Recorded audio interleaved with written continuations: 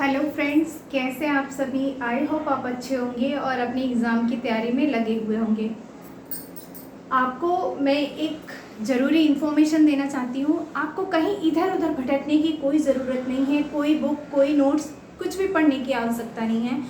मात्र 6 या एटलीस्ट 7 से 8 घंटे कहे तो आपको मात्र 7 से 8 घंटे की वीडियो में मैंने हर एक सब्जेक्ट का बाकायदे सिलेबस के अकॉर्डिंग हर एक कंटेंट को पढ़ाया हुआ है मैंने।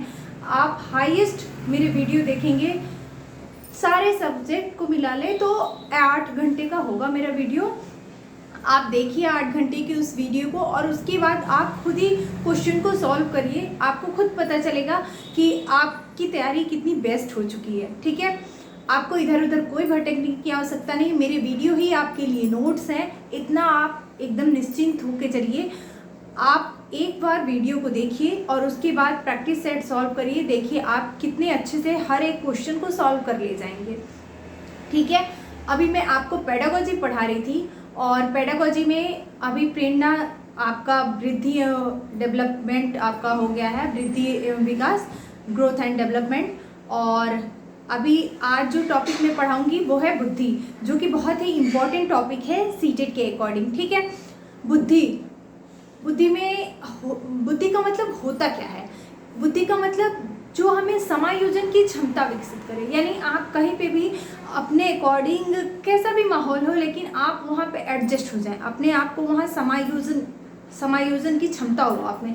यानी आप अपने आप को एडजस्ट कर सके, आप वहाँ उस जो माहौल है उसके अकॉर्डिंग अपने आप को ढाल सके। ठीक है, दूसरी शब्दों में क्या है तो बुद्धि के बहुत सारे आयाम होते हैं। ठीक है, बुद्धि के जो आयाम होते हैं वो बहुत सारे होते हैं।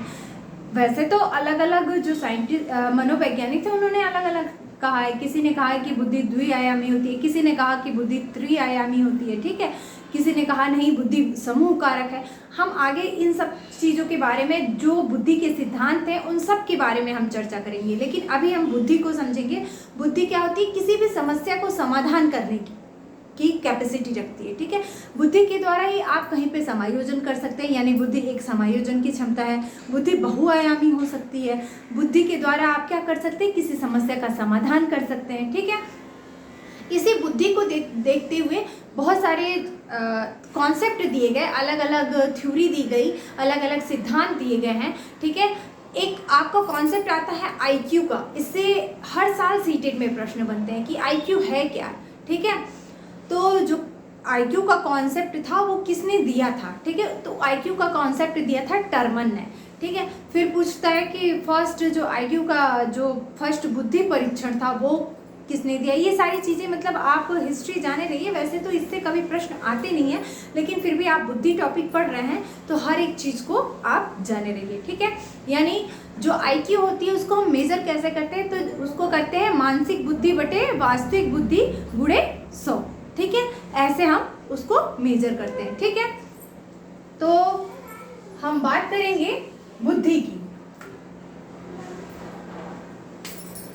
ठीक है, बुद्धि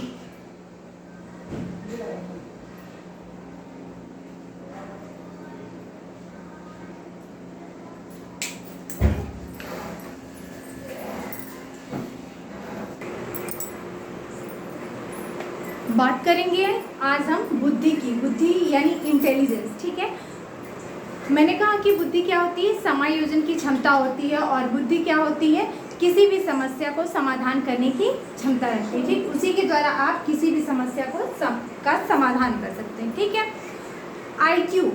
आईक्यू की बात करते हैं। ठीक है, जिसे हम क्या कहते हैं हिंदी में बुद्धि लब्धि कहते हैं। ठीक है, उसको नापते कैसे, मैंने क्या कहा कि मानसिक उम्र बटे वास्तविक उम्र गुणे 100। मान लीजिए कोई बच्चा 10 साल का है। ठीक है, लेकिन उसकी जो वास्तविक उम्र है वो 10 साल है, लेकिन उसकी जो मानसिक उम्र है, मान लीजिए वो बच्चा बहुत इंटेलिजेंट है तो वो क्या करता है 12 साल की उम्र, सपोज है कि उसकी मानसिक उम्र क्या है 12 वर्ष है। ठीक, तो हम उसमें क्या करेंगे मल्टीप्लाई 100, जो हमारा आईक्यू आएगा उसी के द्वारा हम बता सकते हैं कि बच्चा कैसा है, मतलब बहुत इंटेलिजेंट है या फिर उसका आईक्यू लेवल कम है। तो उसके अकॉर्डिंग हम बता सकते हैं कि वो क्या है, एवरेज स्टूडेंट है या गुड है, उसी के अकॉर्डिंग हम बताते हैं। ठीक है, तो पहले हम बात करेंगे कि बुद्धि की जो IQ की जो कॉन्सेप्ट था उसको दिया किसने, तो मैंने कहा टर्मन ने दिया था। टर्मन ने सबसे पहले IQ का कॉन्सेप्ट दिया था। और फर्स्ट बुद्धि परीक्षण किसने दिया था, बीने और साइमन ने दिया था। ठीक है, मैं नोट कर दे रही हूँ।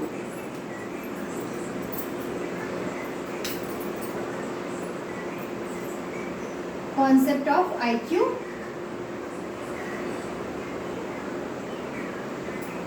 जिसे हम क्या कहते हैं, मानसिक, 1912 में विलियम टर्मन, ठीक है, विलियम टर्मन ने दिया था। ठीक है, और 1908 में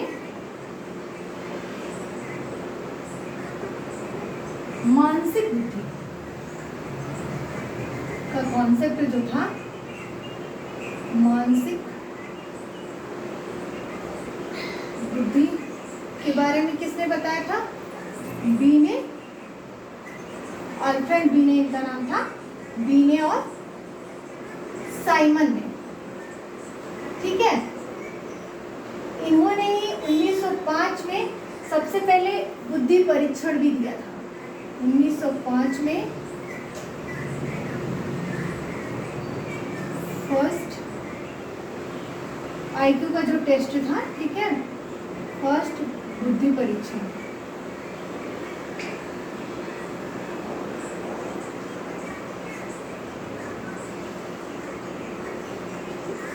ये भी किसने दिया था, अल्फ्रेड बीने और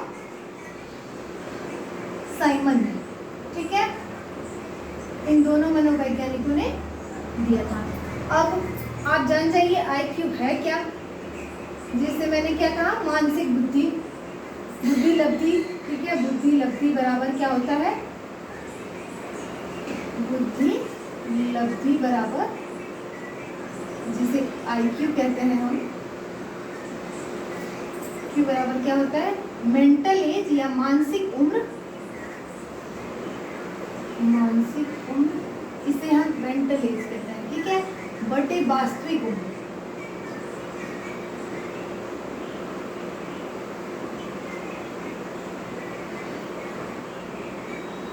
उम्र गुणे 100। ठीक है, ये रहा आपका बुद्धि के कॉन्सेप्ट के बारे में।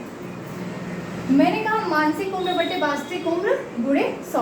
सपोज दैट कोई बच्चा जो है वो उसकी मेंटल एज, जो मेंटल एज है उसकी, मेंटल एज क्या है उसकी, 12 ईयर है। ठीक है, और उसकी जो रियल एज है, जिसे हम वास्तविक उम्र कहते हैं, वो कितनी है, 10 ईयर है। ठीक है, तो हमें अगर IQ इस बच्चे का निकालना हो तो हम क्या करेंगे, IQ बराबर 12/10, क्योंकि 10 उसकी रियल एज है और 12 क्या है, उसकी मेंटल एज है, मल्टीप्लाई 100। तो ये क्या हो गया, 120। इसकी IQ क्या आ गई, 120। ठीक है, तो यानी ये बच्चा क्या है, अच्छा है, यानी इसकी IQ जो है वो अच्छी है, यानी कहे तो ये बच्चा एवरेज से ऊपर है। ठीक है, जो प्रतिभाशाली होते हैं या जो क्रिएटिव बच्चे होते हैं वो 130 to 140 होते हैं। ठीक है, तो ये क्या हुआ बच्चा, ये भी इंटेलिजेंट में आएगा। ठीक है, ये बच्चा क्या हुआ, इंटेलिजेंट हुआ, यानी उसका IQ कितना हुआ, 120। क्योंकि एक बार ऐसा क्वेश्चन पूछा था सब्जेक्ट में, इसलिए मैंने इसे आपको सॉल्व करके दिखाया। ठीक है, अगली हम बात करेंगे, अगले जो हमारा कॉन्सेप्ट है वो JP गिलफोर्ड ने, आई होप आप इसको नोट कर लिए होंगे, या तो आप चाहे तो इसका स्क्रीनशॉट ले सकते हैं। अगला हम बात करेंगे JP गिलफोर्ड की, जिन्होंने क्या कहा, अपसारी और अभिसारी चिंतन के बारे में। इससे अपसारी और अभिसारी जो चिंतन होता है, इससे हर साल एक प्रश्न जरूर देखने को मिलता है। एक बार आपको बताएं, साइंस के कुछ ईवीएस की पेडोलॉजी में इससे संबंधित क्वेश्चन था कि एक कक्षा 5 की अध्यापिका जो होती है वो एक प्रश्न देती है बच्चों को पौधों की 5 विशेषताओं के बारे में बताने के लिए। तो जो बच्चे होते हैं वो अलग अलग आंसर देते हैं। तो आप बताइए ये किस प्रकार का प्रश्न है? पौधे की विशेषताओं को बताने के बारे में पूछती है। तो ये पूछा था कि मुक्त और अपसारी चिंतन, बंद या अभिसारी चिंतन, तो इस टाइप का प्रश्न पूछा था। तो अभी आप जान जाइए कि अपसारी और अभिसारी में क्या अंतर होता है। अपसारी जो होता है वो मुक्त अंत वाला प्रश्न होता है, यानी आप उसके बहुत सारे आंसर दे सकते हैं। ऐसा प्रश्न जिसके बहुत सारे कॉन्सेप्ट हो सकते हैं कहा जाए तो, ठीक है। लेकिन अभिसारी जो चिंतन होता है वो क्या होता है, वो बंद अंत वाला होता है, ठीक है। जो मुक्त अंत वाला प्रश्न होता है, जो अपसारी जिसकी मैंने बात की, जो अपसारी चिंतन होता है जो फ्री होता है, यानी जिसके बहुत सारे उत्तर हो सकते हैं, और तो वही जो होता है वो क्रिएटिव होता है, यानी बच्चे अपने अकॉर्डिंग सोच सोच के उसके बारे में अलग अलग उत्तर लिख सकते हैं। तो वो क्या हुआ, क्रिएटिव थिंकिंग हुई, या सृजनात्मक या रचनात्मक कहे तो वो क्षमता हुई बच्चों की। लेकिन जो अपसारी चिंतन होता है वो क्या होता है, बंद अंत वाले प्रश्न होते हैं जिनके मात्र एक ही आंसर हो सकते हैं। जैसे 2 गुणे 2 पूछा जाए तो 4 ही होगा, ठीक है। आप उसको 6 या 8 या 2 का 2 में ऐसा करके आप उसको कुछ बता ही नहीं सकते। वो 2 गुणे 2 4 ही होगा उसका आंसर। तो ऐसा जो चिंतन हुआ वो क्या होता है, अभिसारी चिंतन होता है, यानी बंद अंत वाले प्रश्न। उससे ज़्यादा उसका उत्तर के बारे में बच्चे और कुछ लिख ही नहीं सकते, ठीक है। इसको सबसे पहले जेपी गिलफोर्ड ने बताया था। जेपी गिलफोर्ड के बारे में जान जाइए। अपसारी और अभिसारी, अपसारी चिंतन, ये भी ध्यान में रखे रहिएगा क्योंकि प्रश्न बनते हैं, इसलिए मैं इसको शॉर्ट फॉर्म में आपको नोट करते चल रही हूँ। अपसारी चिंतन और अभिसारी पूछा नहीं जाता कि किसने बताया, बस इसी से पूछा जाता है ये होता क्या है। तो अपसारी चिंतन में क्या होता है, मुक्त अंत वाले प्रश्न, मुक्त अंत वाले, ठीक है। यही क्या होता है, क्रिएटिव होता है, सृजनात्मक। यही क्षमता बच्चों में सृजनात्मकता का विकास करता है, ठीक है। जबकि जो अभिसारी चिंतन होता है वो क्या होता है, बंद अंत वाला, यानी जैसे मैंने आपको एग्जांपल बताया। और मुक्त अंत में जैसे मान लीजिए जो आपका प्रश्न आया था सीटेट में, ठीक है, इन दोनों के बारे में बताया किसने था, जेपी गिलफोर्ड।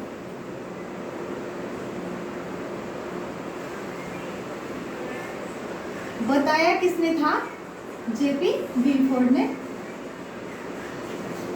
ठीक है। अब सारी चिंतन में देख लीजिए, जैसे कोई प्रश्न पूछ दिया गया कि पौधे की 5 विशेषताओं को ही बताइए। जैसे मान लीजिए जो सीटेट में प्रश्न आया था वही मैंने ले लिया यहाँ पे, ठीक है। प्लांट के एग्जाम्पल ले लीजिए आप, पौधे की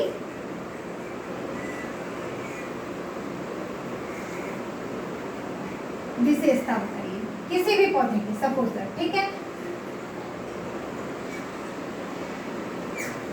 और इसमें मान लीजिए आपने इसका एग्जाम्पल लिया 2 गुणे 2, इसका क्या होगा, 4 ही होगा, ठीक है। अगर मैथ का ऐसे एग्जाम्पल इसमें ले लेते हैं हम, तो जैसे मान लीजिए 2 गुणे 3 लिया हमने 6, या हम 3 गुणे 2 कर दें तो भी हमारा 6 आएगा, ठीक है। या हम कहें तो,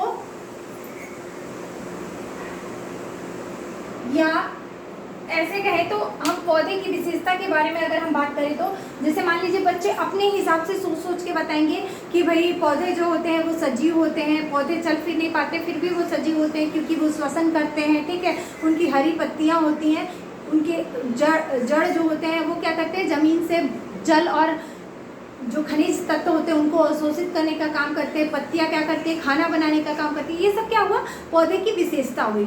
पौधे हमें ऑक्सीजन देते हैं जिससे हम सांस ले सकते हैं, ठीक। तो कहने का मतलब ये हुआ, पौधे हमारे पर्यावरण को क्या करते हैं, हरा भरा बनाते हैं, ठीक है। कहने का तात्पर्य ये हुआ कि इसमें बहुत सारे आंसर हो सकते हैं, बच्चे अपने हिसाब से, उनमें क्रिएटिव माइंड का डेवलपमेंट होगा, वो बहुत सारे आंसर सोच के बता सकते हैं। लेकिन इसमें ये बंद अंत का प्रश्न हो गया, इसमें क्या होगा, केवल एक ही उत्तर होगा, इससे ज़्यादा उत्तर नहीं होंगे। ठीक है, चाहे हम 2 गुणे 2 ये आगे लिखें, चाहे इसको पीछे लिखें, अगर हम 4 गुणे 2 कर देते हैं तो वो 8 हो जाएगा। ठीक, तो कहने का मतलब जो बच्चों में क्रिएटिविटी का डेवलपमेंट करे या जो मुक्त अंत वाले प्रश्न हो, उनको हम क्या कहते हैं, अपसारी चिंतन कहते हैं। इसमें बच्चे बहुत कंफ्यूज होते हैं, इसलिए ये अपसारी और अभिसारी की थी, समझे रहिएगा। ठीक है, अब हम बात करेंगे सांवेगिक बुद्धि। ठीक है, इमोशनल इंटेलिजेंस, इमोशनल इंटेलिजेंस या कहें तो हम सांवेगिक।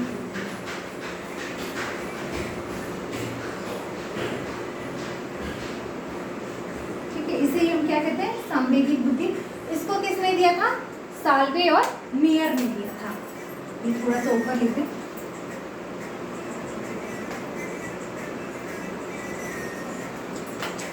इसको दिया था साल्वे और मेयर ने।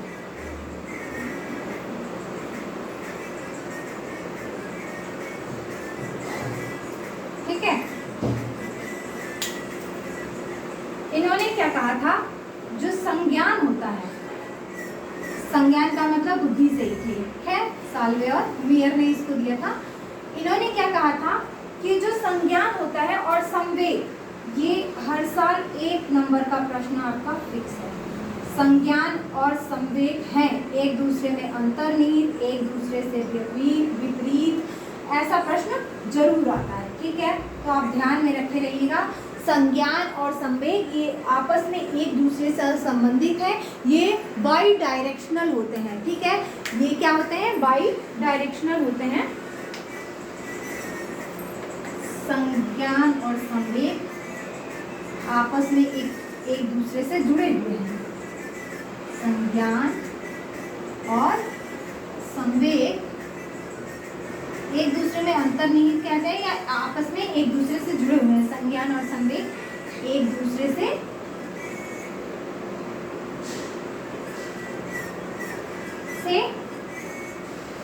जुड़े हुए हैं। ठीक है, और ये बाई डायरेक्शनल होता है, यानी दोनों तरफ से होता है। जैसे सपोज दैट ये संज्ञान है और ये क्या है, संवेग है। अब देखिए, यानी संज्ञान के बिना संवेग अधूरा है और संवेग के बिना संज्ञान, तो यानी ये बाई डायरेक्शनल हुआ। ठीक है, यानी बुद्धि क्या है, इमोशन से आपकी जुड़ी हुई है, वही कहती है इमोशनल इंटेलिजेंस, जिसको साल्वे और मेयर ने दिया था।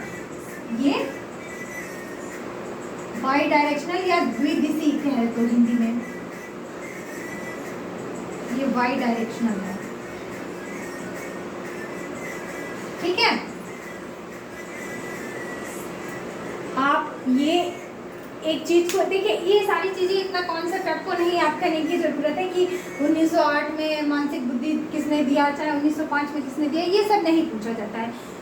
एक इम्पॉर्टेंट पॉइंट ये, अपसारी और अभिसारी चिंतन में क्या अंतर होता है। दूसरा, इमोशनल इंटेलिजेंसी, ये साल्वे और मेयर में नहीं पूछे जाते कि किसने दिया, बस ये पूछा जाता है संज्ञान और संवेग है। तो संज्ञान का मतलब आपकी बुद्धि से, आपकी सोचने की क्षमता से, आपके समस्या के समाधान करने की क्षमता से, और संवेग का मतलब आपके इमोशनल क्षमता से। ठीक है, ये दोनों क्या है, एक दूसरे से जुड़े हुए हैं और ये बाई डायरेक्शनल होता है। कभी कभी ऑप्शन में दे देता है ये द्विदिशीय है, ये एक दिशीय है, ये आपस में एक दूसरे से जुड़े हुए नहीं है। ठीक, तो आप ध्यान में रखे रहिएगा, ये हमेशा बाई डायरेक्शनल होता है। ठीक, ये तो हुई यहाँ तक की बात, सिर्फ अभी बुद्धि की ऊपरी जो कहा जाए इंट्रोडक्शन की बात हुई। ठीक है, अब हम बात करेंगे हार्वर्ड गार्डनर की, जिन्होंने जो सिद्धांत दिए थे अलग अलग बुद्धि के बारे में, अलग अलग बताया था। उसके बाद बाकी जिन्होंने एक बुद्धि कारक द्विबुद्धि सिद्धांत, ठीक है, इस आपके स्पीयरमैन हैं, ठीक, जो जिन्होंने भी बुद्धि के सिद्धांत दिए, उस सारे बुद्धि के बारे में अब हम विस्तृत रूप से जानेंगे। ठीक है, पहले बात करेंगे हार्वर्ड गार्डनर की, जिन्होंने 7 रूप से बताया था बुद्धि के बारे में।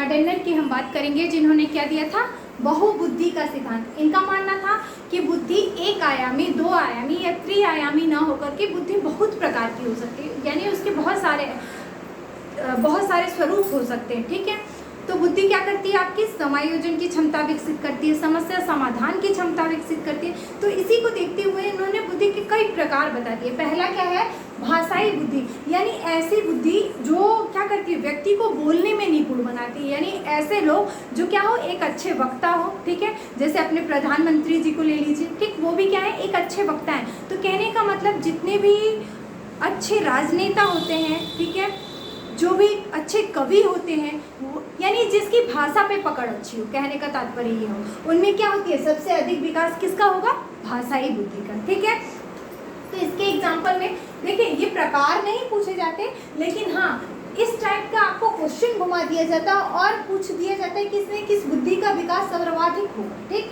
तो ये आप जाने रहिए, हार्वर्ड गार्डनर ने बहुबुद्धि का सिद्धांत दिया था। तो भाषाई बुद्धि का विकास किसमें सबसे ज्यादा होगा, नेता जो होंगे भाई, ठीक है, जो कवि होंगे, ठीक, जो लेखक होंगे। कहने का मतलब ये है कि जिसकी भाषा पे पकड़ अच्छी हो, उनमें क्या होगा, सर्वाधिक भाषाई बुद्धि का विकास होगा। ठीक, अगला क्या कहता है, संगीतीय बुद्धि। संगीतीय बुद्धि यानी जो क्या हो, गाने में अच्छे हो, ठीक, यानी जिनका स्वर अच्छा हो, ताल लय अच्छी हो, उनमें क्या होगा, सबसे ज़्यादा संगीतीय बुद्धि का विकास होगा। ठीक है, कहने का तात्पर्य ये कि इनमें क्या चाहिए, जैसे लता मंगेशकर हो गई आपके, ठीक है, AR रहमान हो गए, ये सब, इन सबों में जो भी ये लोग हैं जो अच्छे संगीतकार हैं, उनमें सबसे ज़्यादा कौन सी बुद्धि का डेवलपमेंट हुआ है, संगीतीय बुद्धि का। ठीक, तो इसके एग्जाम्पल में आप ये उदाहरण के रूप में यहाँ देखिए,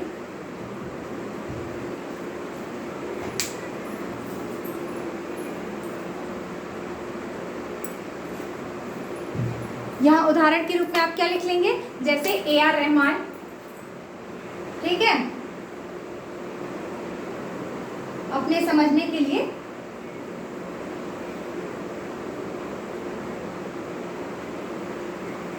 लता मंगेशकर हो गई आपकी, इन लोगों में क्या था, सबसे ज्यादा संगीतीय बुद्धि का विकास हुआ था हार्वर्ड गार्डनर के अनुसार।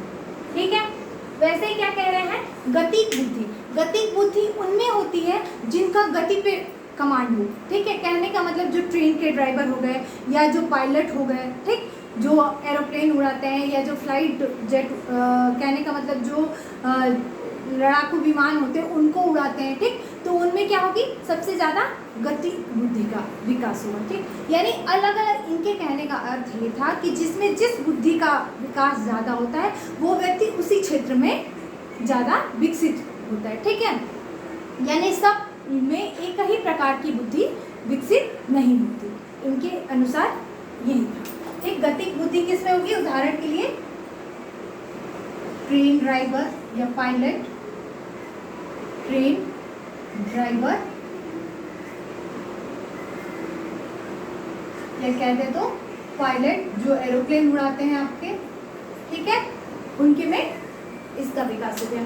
अगला कहता है तार्किक बुद्धि। तार्किक बुद्धि का मतलब जिसके अंदर तर्क करने की क्षमता हो। ठीक, जैसे गणितज्ञ, वैज्ञानिक, ये लोग क्या हो गए, इनके अंदर तार्किक क्षमता सबसे ज़्यादा, जो भी वैज्ञानिक फील्ड में जाता है या गणित के क्षेत्र में ज़्यादा विकसित होता है, जैसे आपके जितने भी वैज्ञानिक हो गए, ठीक है, वो लोग में क्या होगा, तार्किक क्षमता। जैसे आर्यभट्ट हो गए, उनमें क्या था, गणित का सबसे ज़्यादा विकास, मतलब उनके अंदर गणित जो मैथमेटिक्स था उसको सॉल्व करने की क्षमता ज़्यादा थी, तो वो क्या हो गए, एक गणितज्ञ हो गए और उनके अंदर क्या हो गया, तार्किक बुद्धि सबसे ज़्यादा विकसित हुई। कौन सी बुद्धि, तार्किक बुद्धि। तो ये किस में होती है, गणितज्ञ जो होंगे, ठीक है, और जितने भी वैज्ञानिक होंगे,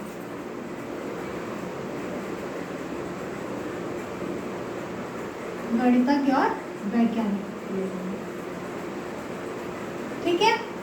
अगली जो बुद्धि कहती है इनकी, वो कहती है स्थानिक बुद्धि। स्थानिक का मतलब जो ऐसी बुद्धि जो स्थान को देख करके, यानी जो स्थान पे ज़्यादा फोकस करे, कहने का मतलब जो लोग मानचित्र बनाते हैं, ठीक है, जो मानचित्र बनाते हैं, या कहें तो कार्टूनिस्ट, चित्रकार जिनका पेंटिंग में इंटरेस्ट हो, ठीक है, यानी कुछ भी देखा, मूर्तिकार जो लोग बना दे, ठीक, तो वो स्थान को ज़्यादा महत्व देते हैं, तो उनमें क्या होगी, स्थानिक बुद्धि का विकास हुआ, ठीक।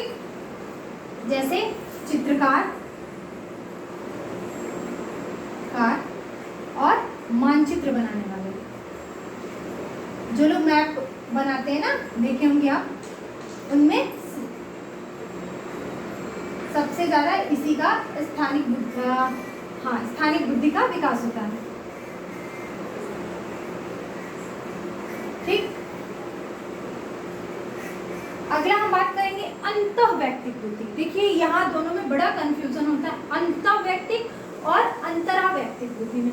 अंतःवैयक्तिक का मतलब ऐसे व्यक्ति जो किसी दूसरे को बहुत अच्छे से समझा सके, ठीक है, जैसे किसी को बहुत अच्छे से एक्सप्लेन कर सके। जैसे देखे होंगे जो जितने लोग मार्केटिंग सेक्टर में हैं, ठीक है, जो सामने वाले को अपनी चीज़ें जैसे बेचनी होती है तो वो देखते होंगे आप कितने अच्छे से एक्सप्लेन करते हैं, ठीक, या बीमा एजेंट जो भी हुए, ठीक है, तो ये सब लोग किस में आ जाएंगे, अंतःवैयक्तिक, यानी सामने वाले को अपनी बातों को व्यक्त कर पाना। उदाहरण के लिए बीमा एजेंट, ठीक, ये लोग भी भाषा में बहुत अच्छे होते हैं, यानी भाषा पे इनकी पकड़ बहुत अच्छी होती है, लेकिन उनमें अंतःवैयक्तिक बुद्धि डेवलप होती है, ठीक है। बीमा एजेंट, सेल्समैन, इन लोग में सब में क्या होगा, अंतःवैयक्तिक बुद्धि का विकास होगा। अगला क्या है, अंतरावैयक्तिक बुद्धि। अंतरावैयक्तिक बुद्धि का मतलब जो अपने अंदर निहित हो, ठीक है, यानी जो खुद से एक्सप्लेन करें, यानी अपने आप को अपने अंदर किसी दूसरे को ना, जैसे लोग जो लोग गहन अध्ययन करते हैं, कहने का तात्पर्य ये जो शोधकर्ता होते हैं आप देखे होंगे, ठीक, उन लोग के अंदर क्या होती है, अंतरावैयक्तिक बुद्धि का विकास होता है, ठीक है। जो बहुत निपुण होते हैं किसी चीज़ में, कहने का तात्पर्य ये कि प्राचीन चीज़ों का जो खोजबीन करते हैं, इसमें भी वैज्ञानिक आएंगे, ठीक है, लेकिन जो शोधकर्ता प्रकार के होंगे वो, ठीक है। अगला है प्राकृतिक बुद्धि। प्राकृतिक बुद्धि में जो प्रकृति में इंटरेस्ट, जैसे जंतु वैज्ञानिक जो होते हैं, वनस्पतिक वैज्ञानिक जो होते हैं, ये लोग किस में आ जाएंगे, प्राकृतिक बुद्धि में, क्योंकि वो वनस्पतियों पे अध्ययन करते हैं, गहन शोध अध्ययन करते हैं, उसके बाद ना कोई रिजल्ट देते हैं, कई वर्षों का उनका परिणाम लगा हुआ रहता है, कई वर्षों की उनकी मेहनत लगी रहती है, ठीक है। वैसे ही है आध्यात्मिक बुद्धि। अभी मैं सबका एग्जाम्पल लिखूंगी आपको। आध्यात्मिक बुद्धि का मतलब जैसे साधु संत जो अध्यात्म में मगन हो, ठीक है, जो अध्यात्म के बारे में चिंतन करते हो, ठीक, उसमें साधु संत आ गए, ठीक। वैसे ही आपका आ गया अस्तित्ववादी बुद्धि। अस्तित्ववादी मतलब जो अस्तित्व की खोज करे, इसमें भी आपके साधु संत ही आ गए, जो कि मैं कौन हूँ, मैं कहाँ से आया हूँ, ठीक है, इन सब चीज़ों के बारे में भाई साधु संत तब करते हैं। और वैसे ही वैज्ञानिक भी आते हैं कुछ इसमें, ठीक है, क्योंकि वो लोग भी क्या करते हैं, वो शोध करते हैं कि भाई हमारे जो प्राचीन जो हमारे पूर्वज थे वो बंदर थे, इनकी उत्पत्ति यहाँ से हुई है, ठीक है। तो कहने का तात्पर्य ये जो अस्तित्व की खोज करे, जिनमें अस्तित्ववादी बुद्धि का विकास होगा वही अस्तित्व की खोज करेंगे, तो इसमें भी साधु संत आपके आ गए, और जितने भी वैज्ञानिक आ गए जो शोधकर्ता प्रकार के होंगे, ठीक है। मैं उदाहरण के लिए सबके प्रकार आपको उदाहरण लिख दे रही हूँ, उदाहरण से ये ज़्यादा स्पष्ट हो जाएगा। उदाहरण,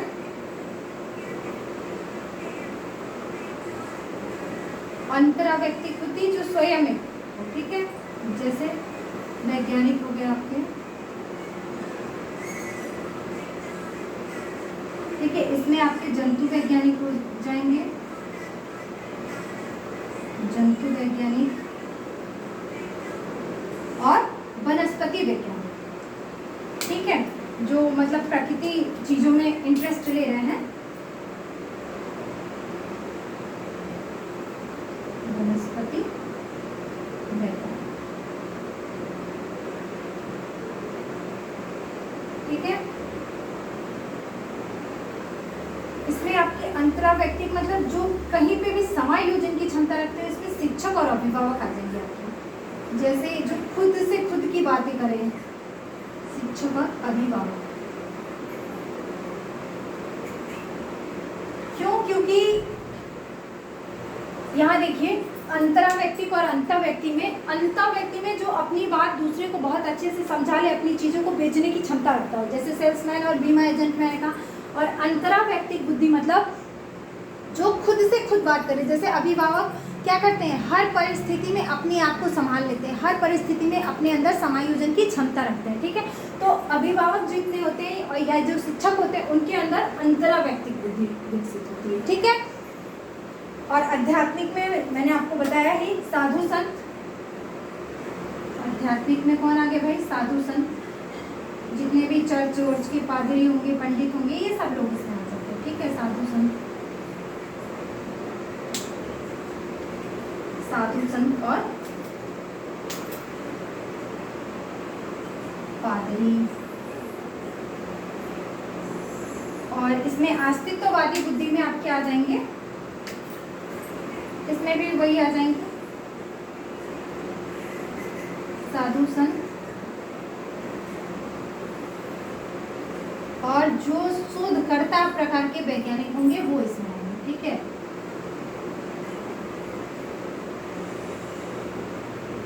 तो ये था आपका हार्वर्ड गार्डनर का बहुबुद्धि सिद्धांत। उन्होंने कहा कि बुद्धि एक प्रकार की या दो प्रकार या त्रिआयामी न होकर के वो बहुत प्रकार की होती है, यानी बहुबुद्धि सिद्धांत बहुत प्रकार की होती है, जिसके अंदर जिस बुद्धि का विकास ज़्यादा होता है वह व्यक्ति उसी क्षेत्र में निपुण होता है, ठीक है।